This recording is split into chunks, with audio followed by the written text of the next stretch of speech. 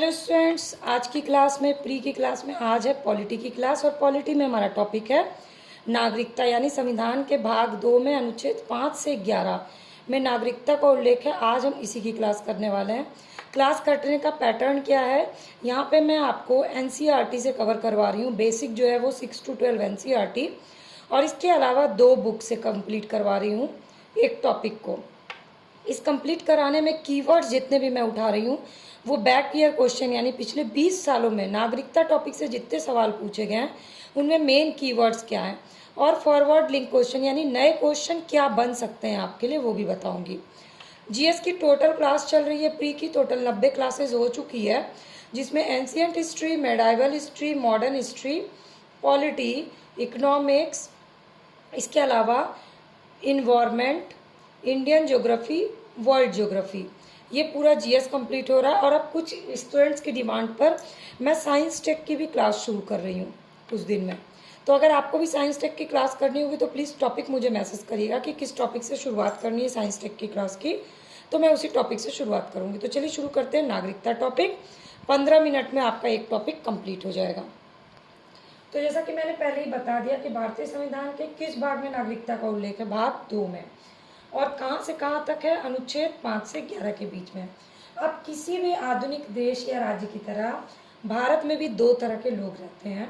एक होते हैं नागरिक यहाँ के, और एक होते हैं विदेशी। अब नागरिक और विदेशी में आप अंतर कैसे करिएगा, तो अधिकारों के आधार पर उनमें अंतर किया जाता है। तो पहले मैं आपको बता दूँ वो कौन से अधिकार है जो भारतीय नागरिकों को दिए गए हैं और विदेशियों को नहीं दिए गए हैं।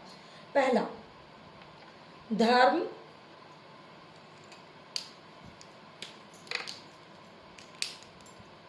मूल वंश, जाति, लिंग और जन्म, इसके आधार पर विभेद के विरुद्ध अधिकार है, आर्टिकल 15 में। इसके बाद लोक नियोजन में समता का अधिकार, ये जो अधिकार है ना, ये सिर्फ भारतीय नागरिकों को दिए गए हैं। तीसरा, वाक अभिव्यक्ति की स्वतंत्रता, सम्मेलन में, संघ में निवास करने की, व्यवसाय करने की स्वतंत्रता, आर्टिकल 19। चौथा, संस्कृति और शिक्षा संबंधी अधिकार, यानी आर्टिकल 29 और 30। लोकसभा और राज्य विधानमंडल में चुनाव में मत देने का अधिकार, संसद यानी पार्लियामेंट और राज्य विधानमंडल की सदस्यता के लिए चुनाव लड़ने का अधिकार, सार्वजनिक पद जैसे कि राष्ट्रपति का पद, उपराष्ट्रपति का पद, हाई कोर्ट का जज, राज्यपाल, महान्यायवादी, महाधिवक्ता की योग्यता रखने का अधिकार। तो ये जो 7 अधिकार है ना, ये भारतीय नागरिकों को भारत के प्रति कुछ कर्तव्य करने के साथ साथ ये अधिकार दिए गए हैं, और ये सिर्फ भारतीय नागरिकों को दिए गए हैं, विदेशियों को नहीं दिए गए हैं। ठीक है, अब हम लोग नागरिकता का बाकी बेसिक क्वेश्चंस देखते हैं। तो ये कीवर्ड्स हैं जहाँ से क्वेश्चन पूछे जाते हैं। सबसे पहले, भारत में किस प्रकार की नागरिकता पूछा गया, आंसर है एकल नागरिकता, वेरी सिंपल क्वेश्चन। और अगला फॉरवर्ड लिंक का क्वेश्चन कि एकल नागरिकता कहाँ से लिया गया है, तो इसका आंसर है ब्रिटेन से लिया गया है। इसके बाद, संसद को नागरिकता के संबंध में विधि बनाने की शक्ति दी गई है, ये क्वेश्चन पूछा गया, किस आर्टिकल में दिया गया, आंसर क्या है, आर्टिकल 11 में। ओके। इसके बाद, संसद द्वारा भारतीय नागरिकता अधिनियम 1955 पारित किया गया था, ये आपका फॉरवर्ड लिंक क्वेश्चन। और भारतीय नागरिकता अधिनियम 1955 से मेंस में भी काफ़ी क्वेश्चन पूछे जाते हैं। इसके बाद, भारतीय नागरिकता 5 प्रकार से प्राप्त की जा सकती है। कौन कौन से प्रकार हैं, ये क्वेश्चन पूछा गया, कितने प्रकार से प्राप्त की जा सकती है।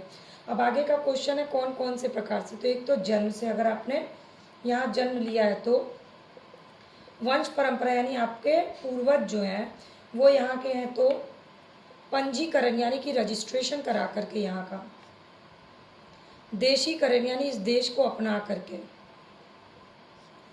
और भूमि का अर्जन यानी प्रॉपर्टी यहाँ पे अगर खरीदते हैं तो ये 5 प्रकार से है जिससे भारतीय नागरिकता प्राप्त की जा सकती है। लेकिन नागरिकता प्राप्त तो कर ली, अब नागरिकता का अंत कैसे होगा, कर सकते हैं, तो नागरिकता का अंत 3 प्रकार से होता है। अगर वो किसी अन्य देश की नागरिकता ग्रहण कर लेता है अगर यहाँ की नागरिकता त्याग देता है और अगर सरकार उसको यहाँ से नागरिकता से वंचित कर देती है तो ये 3 तरह से नागरिकता का लोप हो जाता है।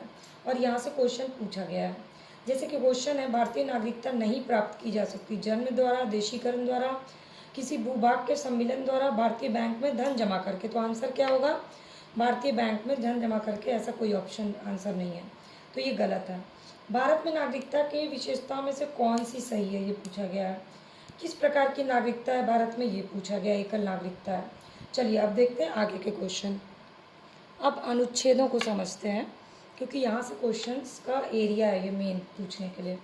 जैसे कि क्वेश्चन है आर्टिकल 6 किस चीज़ के बारे में है, तो आर्टिकल 6 जो है वो भारत और पाकिस्तान, यानी पाकिस्तान से भारत को प्रव्रजन करने वाले उन व्यक्तियों के नागरिकता के अधिकार के बारे में उपबंध करता है। पाकिस्तान से जो भारत आ गए, इसकी व्याख्या अनुच्छेद 6 में। अनुच्छेद 7 में किसकी व्याख्या है? पाकिस्तान चले गए जो, यानी पाकिस्तान को प्रव्रजन करने वाले कुछ व्यक्तियों की नागरिकता के अधिकार के बारे में, तो जो यहाँ से वहाँ चले गए। इसके बाद आर्टिकल 8 भारत से बाहर रहने वाले भारतीय उद्भव के व्यक्तियों के नागरिकता के बारे में इसमें व्याख्या है। इसके बाद आर्टिकल 9 यानी अनुच्छेद 19 जब कोई व्यक्ति अपनी इच्छा से किसी विदेशी राज्य का नागरिक हो जाता है तो उसके भारतीय नागरिकता अपने आप समाप्त हो जाती है। ये व्याख्या की गई है अनुच्छेद 9 में।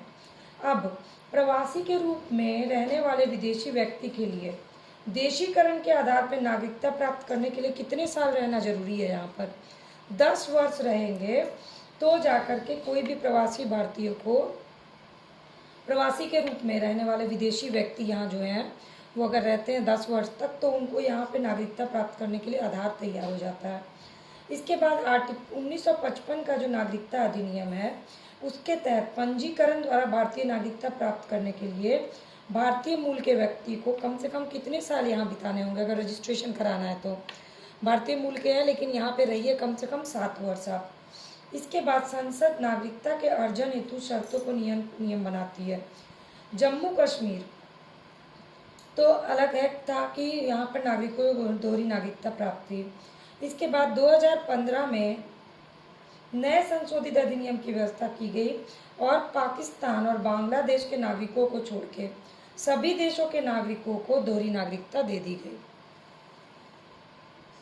तो ये है नागरिकता से रिलेटेड आर्टिकल्स वाले क्वेश्चंस, जो आपको अब क्या करना है, बुक से एक बार रीडिंग मारनी है ताकि आप अपनी लैंग्वेज में उसको और अच्छे से समझ सकिए। अब एक बार नागरिकता को 5 से 11 तक आर्टिकल में अच्छे से समझ लीजिए। कीवर्ड्स क्या हैं, मेन आपको कैसे याद रखना है। सबसे पहले आर्टिकल 5 संविधान लागू होने के समय नागरिकता, ठीक है। आर्टिकल 6 कुछ वैसे व्यक्तियों की नागरिकता का अधिकार जिन्होंने पाकिस्तान से भारत में प्रव्रजन किया, पाक टू इंडिया प्रव्रजन। आर्टिकल 7 पाकिस्तान के प्रव्रजित व्यक्तियों के नागरिकता अधिकार।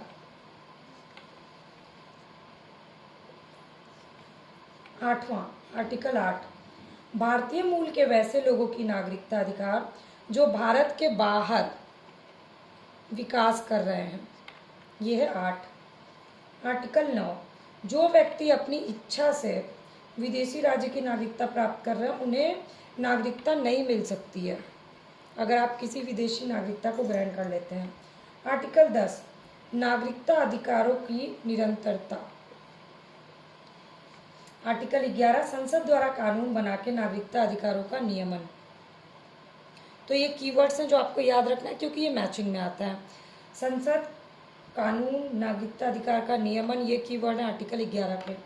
नागरिकता अधिकारों का निरंतरता है 10 का, और ये दोनों जो है आपके लिए बहुत ही इम्पोर्टेंट है। तो ये आपका नागरिकता से रिलेटेड प्री के लिए इम्पोर्टेंट क्वेश्चन हो गया। मेंस के लिए आपको और डीप में पढ़ने की ज़रूरत है। मैंने आपको प्री का सेक्शन बता दिया। अब आपको क्या करना है, बैक ये क्वेश्चन सॉल्व करना और किसी एक बुक से रीडिंग कर लेनी है। तो आपका पूरा ये नागरिकता टॉपिक जो है ना वो रिवीजन हो जाएगा।